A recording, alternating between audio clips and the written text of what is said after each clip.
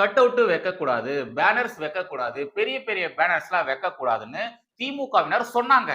Underline திமுகவினர் சொன்னாங்க. எப்போ சொன்னாங்க? அதிமுகவுடைய ஆட்சி காலகட்டத்துல சொன்னாங்க. ஏடிஎம்கே ரூலிங் டைம்ல அதிமுகவினர் வச்ச ஒரு பேனர் ஆனது காத்தடிச்சு கீழே விழுந்துச்சு. அந்த நேரத்துல டூ வீலர்ல போயிட்டு இருந்த ஒரு பொண்ணு அதுல மாட்டிக்கிட்டு இறந்துட்டாங்க. நான் தேடி பார்த்த வரைக்கும் அந்த ஒரு சம்பவம் மட்டும்தான் அதிமுகவுடைய ஆட்சி காலகட்டத்துல நடந்திருக்கு. அந்த நேரத்துல அந்த ஒரு விவகாரத்தை வச்சுக்கிட்டு இந்த திமுகவினர் என்னெல்லாம் பேசினாங்க, எப்படி எல்லாம் அரசியல் பண்ணாங்க. ஆனா அவங்க ஆட்சிக்கு வந்ததுக்கு அப்புறமா, திமுக ஆளுங்கட்சியா வந்ததுக்கு அப்புறமா அவங்க எதிர்கட்சியா இருக்கும்போது சொன்ன விஷயங்களை ஃபாலோ பண்றாங்களா? இந்த திமுக காரங்களும் எவ்வளவு பேனர்ஸ் வைக்கிறாங்க, எவ்வளவு பெரிய பெரிய கட் அவுட்ஸ் எல்லாம் வைக்கிறாங்க. அதனால பப்ளிக்கு எவ்வளவு இடைஞ்சல்கள் ஆகுது. ரோட்டுக்கு நடுவுல சென்டர் மீடியேட்டர் இருக்கும் பாத்தீங்களா, அதுக்கு நடுவுல திமுக கொடிய சொருகி வைக்கிறாங்க. தார் ரோட்ட ஓட்ட போட்டு அதுல திமுக உடைய கொடிய நட்டு வைக்கிறாங்க. இத மாதிரிலாம் தமிழகம் முழுவதும் எவ்வளவு இடங்கள்ல இவங்க பண்ணிருக்காங்க. எதிர்கட்சியா இருக்கும்போது ஒரு மாதிரி பேசுறது, அவங்க ஆளுங்கட்சியா வந்ததுக்கு அப்புறமா வேற மாதிரி பேசுறது. இங்க சைடுல ஒரு குட்டி கிளிப்பிங் ஒன்னு போடுறேன், அதை கொஞ்சம் அப்படியே பாருங்களேன். திருவள்ளூர் ஆட்சியர் அலுவலகம் பக்கத்துல திமுக சார்பாக தமிழகத்தின் துணை முதலமைச்சர் திரு உதயநிதி ஸ்டாலின் அவர்களுக்கு தான் இவ்வளவு பெரிய கட் அவுட் வச்சிருக்காங்க.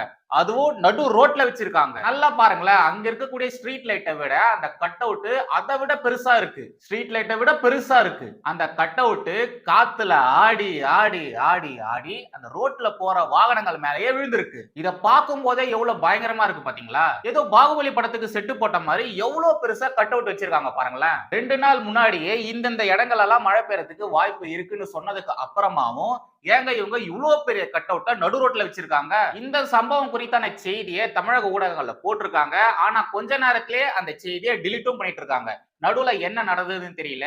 இத மாதிரி திமுக சம்பந்தப்பட்ட செய்திகளை போட்டு போட்டு அடிக்கடி டிலீட் பண்றது தமிழக ஊடகங்கள்ல வாடிக்கையாவே இருக்கு. அதிமுக ஆட்சி காலகட்டத்துல என்னென்ன விவகாரங்களுக்கு எதிராக திமுகவினர் பேசினாங்களோ, இப்போ இவங்க ஆட்சிக்கு வந்ததுக்கு அப்புறமா அதை எல்லாத்தையும் தான் இவங்க செய்யறாங்க. எதற்கு எதிராக பேசினாங்களோ அதே தான் இவங்களும் இங்க செஞ்சுட்டு வராங்க. ஆனா ஊடகங்கள் அது குறித்தெல்லாம் வாயை திறக்கிறதே இல்ல. அது குறித்து ஒரு வார்த்தை கூட வாயை திறந்து பேசுறதே இல்ல. 2021க்கு முன்னாடி வரைக்கும் நடந்த லாக் அப் டெத்துகளுக்கு எதிராக திமுகவினர் என்னெல்லாம் பண்ணாங்க, எவ்வளவு போராட்டங்கள் ஆர்ப்பாட்டங்கள்லாம் பண்ணாங்க, அந்த மாஸ்க் எல்லாம் போட்டுக்கிட்டு எப்படி ஆர்ப்பாட்டம் பண்ணாங்க. ஆனா திமுக ஆட்சிக்கு வந்ததுக்கு அப்புறமா எவ்வளவு லாக் அப் டெத்து நடந்திருக்கு. அதற்கு எதிராக ஒரு வார்த்தை திமுகவினர் வாயை திறந்து பேசினாங்களா?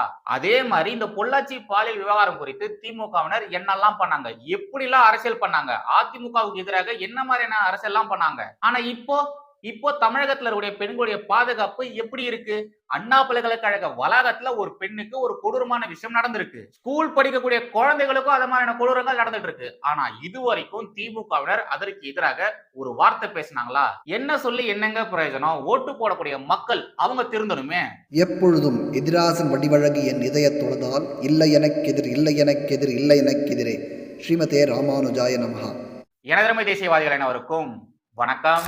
தமிழகத்தின் முன்னாள் நிதியமைச்சர் திரு பிடிஆர் பழனிவேல் தியாகராஜன் அவர்கள் மும்மொழி கல்விக் கொள்கைக்கு எதிராக பேசுற மத்திய அரசை விமர்சனம் பண்றேன்னு சொல்லி அபாண்டமான அவதூறுகளை பரப்பி இருக்காரு. அறிவு இருக்கக்கூடிய எவனாச்சி ஒருத்தனாச்சும் இந்த மும்மொழி கல்விக் கொள்கையை ஏற்பானா அப்படின்ற மாதிரி கேள்வியும் கேட்டிருக்காரு. ஃபெயிலியரான ஒரு மாடலை கொண்டு வந்துட்டு இங்க ஆல்ரெடி சக்சஸ்ஃபுல்லா போயிட்டு இருக்கக்கூடிய இந்த மாடலை எடுத்துட்டு அந்த ஃபெயிலியர் மாடலை இம்ப்ளிமெண்ட் பண்ண சொன்னா, அதை போட சொன்னா யாரு போடுவா, யாரு இம்ப்ளிமெண்ட் பண்ணுவா அப்படின்ற மாதிரி கேட்கிறாரு. எங்கேயுமே சக்சஸ் ஆகாம முழுசா ஃபெயிலியர் ஆன மாடலை கொண்டாந்து சக்சஸ் ஆன மாடலை எடுத்துட்டு நான் சொல்ற ஃபெயிலியர் ஆன மாடல் எடுன்னா என்னங்க அர்த்தம்? சார் பிடிஆர் சார், நீங்க பேசுறதுல ஏதாச்சும் கொஞ்சமாச்சும் நியாயம் இருக்கா சார்? சிபிஎஸ்இ ஸ்கூல்ஸ்ல, ஐபி ஸ்கூல்ஸ்ல இருக்கக்கூடிய இந்த மும்மொழி கல்விக் கொள்கையானது ஃபெயிலியர் மாடலா சார்? தமிழக அரசு பள்ளிகள்ல மட்டும் இருக்கக்கூடிய தரமே இல்லாத இந்த கல்விக் கொள்கையானது உங்களுக்கு சக்சஸ்ஃபுல் மாடலா சார்? என்ன சார் மனசாட்சியே இல்லாம பேசுறீங்க? அப்போ ஃபெயிலியர் மாடலா இருக்கக்கூடிய அந்த மாடலை நீங்க ஏன் சார் படிச்சீங்க? உங்க பசங்களை ஏன் சார் அந்த ஃபெயிலியர் மாடல்ல படிக்க வைக்கிறீங்க? பல திமுக அமைச்சருடைய பசங்களும் அந்த ஃபெயிலியரான மாடலை தானே சார் படிக்கிறாங்க. அது மட்டும் கிடையாது, பல திமுகவினர் இந்த ஃபெயிலியர் மாடல் இருக்கக்கூடிய சிபிஎஸ்இ ஸ்கூல்ஸ் தானே ரன் பண்றாங்க. ஏன் ஃபெயிலியர் மாடலா இருக்கக்கூடிய அந்த மும்மொழி கல்விக் கொள்கை இருக்கக்கூடிய சிபிஎஸ்இ ஸ்கூல்ஸ் அவங்க ரன் பண்றாங்கன்னு என்னைக்காச்சும் நீங்க அவங்கள பார்த்து கேள்வி கேட்டிருக்கீங்களா சார்? திரு பிடிஆர் பழனிவேல் தியாகராஜன் அவர்களுடைய இந்த அவதூறு பேச்சுக்கு தமிழக பாஜக தலைவர் திரு அண்ணாமலை அவர்கள் தரமான பதிலடியை கொடுத்திருக்காரு. இந்த குட்டி கிளிப்பிங்க நீங்களும் கொஞ்சம் பாருங்களேன். தெரியாதவர்கள் சிறப்பாக 2 மொழி கொள்கையை, இரட்டை மொழி கொள்கையை இங்கே அமல்படுத்தின பிறகு நீங்க மாறணும்னு சொன்னா இது என்ன? இது யாராவது அறிவு இருக்கிறவங்க பின்பற்றுவாங்களா? அண்ணன் பிடிஆர் அவருடைய பையன் எங்க படிக்கிறாரு? கொஞ்சம் சொல்லணுமே அண்ணே.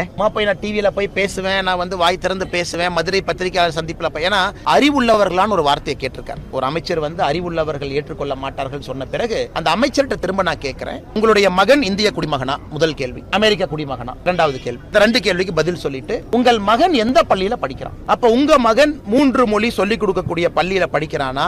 உங்களுக்கு அறிவில்லைன்னு தானே பிடிஆர் தானே. பிடிஆர் கண்ணாடி பார்த்து பேசிட்டு இருக்காரா?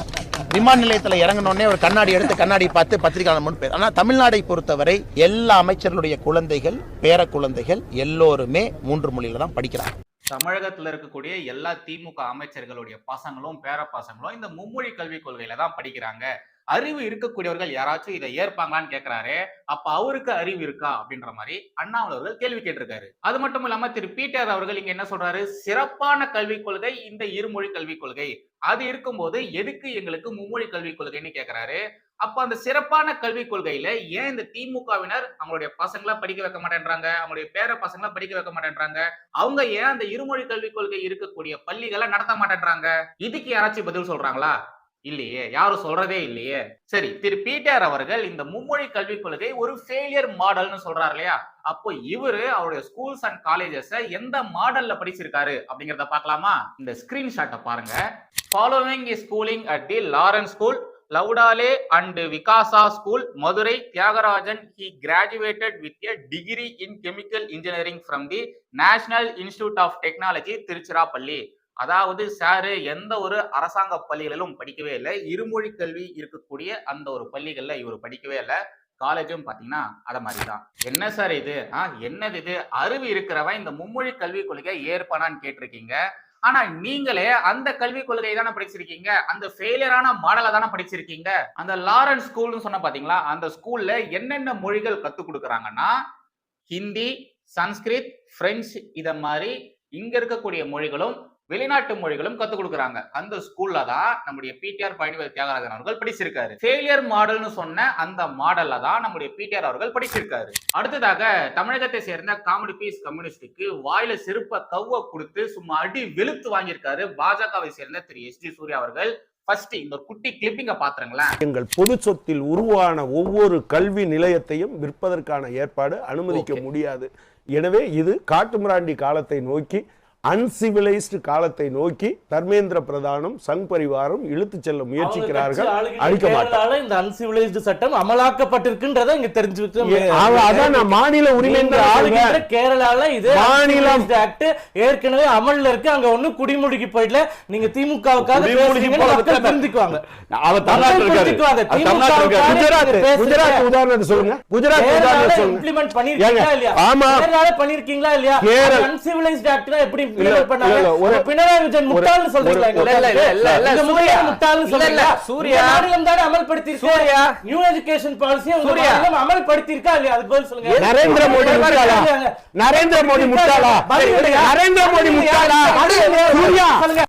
காமெடி பீஸ் கம்யூனிஸ்டை சேர்ந்த திரு கனகராஜன் அவர்கள் என்ன சொல்றாரு, காட்டு மிராண்டித்தனமான இந்த புதிய கல்வி கொள்கையை நாங்க தமிழகத்துல நுழைய விட மாட்டோம்னு சொல்றாரு. கேரளால கம்யூனிஸ்டுகள் ஆட்சி நடக்கக்கூடிய இந்த கேரளால இந்த நியூ எஜுகேஷன் பாலிசியை இம்ப்ளிமெண்ட் பண்ணிருக்காங்க.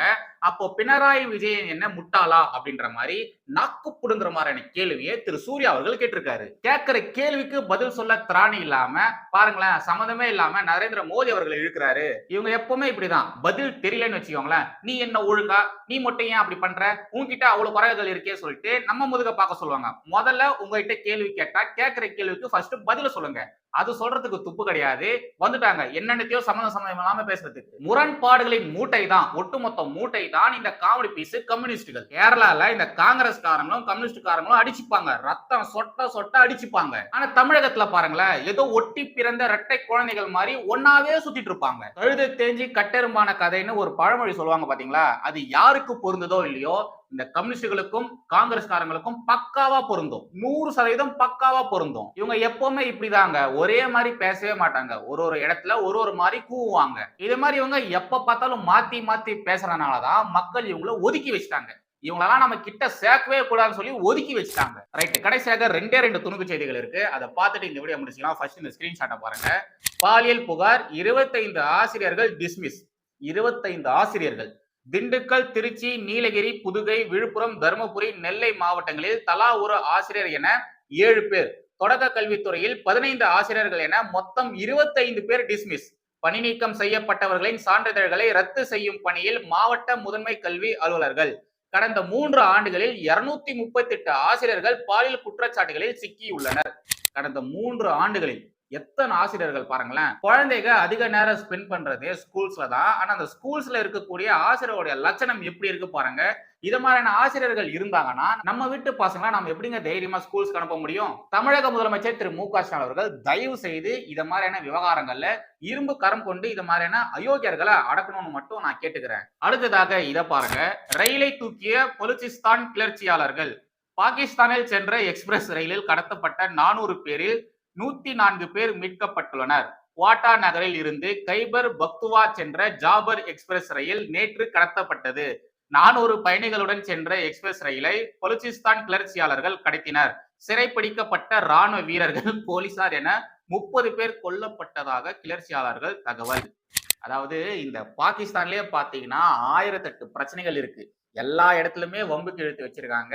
அதுவும் முக்கியமா ஆப்கானிஸ்தான்ல இருக்கக்கூடியவர்களுக்கும் இந்த பலுச்சிஸ்தான்ல இருக்கக்கூடியவர்களுக்கும் இந்த பாகிஸ்தானியர்களை கண்டாலே ஆகாது. எப்ப பார்த்தாலும் உரண்டை இழுத்துட்டே இருப்பாங்க. பலுச்சிஸ்தானை சேர்ந்த வீரர்கள் பாத்தீங்கன்னா எப்பவுமே இது மாதிரியான விஷயங்கள் பண்ணிட்டே தான் இருப்பாங்க. அந்த எல்லையோரங்கள்ல இருக்கக்கூடிய பாகிஸ்தான் ராணுவ வீரர்களை அப்பப்போ இது மாதிரி சுட்டு கொள்றது, அவங்கள கடத்திட்டு போயிட்டு இது மாதிரி எல்லாம் பண்றதுன்னு சொல்லிட்டு ஏகப்பட்ட சம்பவங்கள் பண்ணிட்டு இருப்பாங்க. இப்போ ஒரு படி மேல போய் பலுச்சிஸ்தான்ல பாகிஸ்தானை சேர்ந்த ஒரு ரயில கடத்திட்டு போயிருக்காங்க. அதுல ஆளுங்க இருந்திருக்காங்க. அந்த ஆட்களை சேர்த்து, அந்த பயணிகளை சேர்த்து ரயில கடத்திட்டு போயிட்டு இருக்காங்க. பலுச்சிஸ்தான் வீரர்கள் சிறைப்பிடித்திருக்கக்கூடிய அந்த பாகிஸ்தானை சேர்ந்தவர்களை பாகிஸ்தான் அரசு மீட்பாங்கன்னு நினைக்கிறீங்க? கண்டிப்பா மீட்க மாட்டானுங்க. நீங்களே வச்சுக்கோங்க, நீங்களே வச்சு சோறு போட்டு வளர்த்துவாங்க சொல்லி பாகிஸ்தான் அரசு கை கழுவி விட்டுரும். இந்தியா மாதிரியோ இஸ்ரேல் மாதிரியோ அவங்களுடைய நாட்டு மக்களை காப்பாற்றணும் அப்படிங்கிறதுக்காக இந்த பாகிஸ்தான்லாம் போராடாது. எந்த ஒரு முயற்சியும் எடுக்கவும் எடுக்காது. நான் பாகிஸ்தான் சொன்னதுக்கு மன்னிச்சுக்கோங்க, அதுங்க பன்றிஸ்தான். ஸோ அவ்வளோதாங்க இன்னைக்கான கண்டென்ட். மறுபடியும் அடுத்த ஒரு சிந்தனை நடக்கும். ஜெய் ஹிந்த், வந்தே மாதரம்.